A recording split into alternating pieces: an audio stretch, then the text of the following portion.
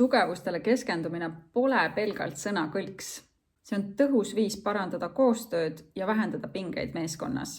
Päriselus on aga kahjuks nii, et tiimid keskenduvad sellele, mis ei toimi ning inimesed pannakse arendama oma nõrkusi ning siis imestatakse, miks motivatsioon kaob.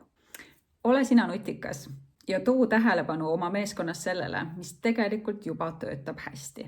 Kaasa arvatud oma tiimiliikmete tugevused. 3 sammu tugevustepõhise meeskonnatöö suunas on: kõigepealt kaardista iga tiimiliikme tugevused.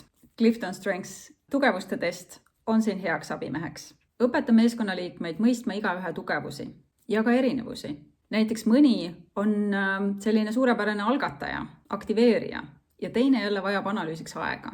Kui neid erinevusi ei mõisteta, tekivad konfliktid. Kui aga mõistetakse, võib tekkida sünergia. Ja 3. Mängi võimalusel ümber rollid ja tööülesanded tiimis nii, et iga inimene saaks oma tugevusi võimalikult palju igapäevaelus rakendada.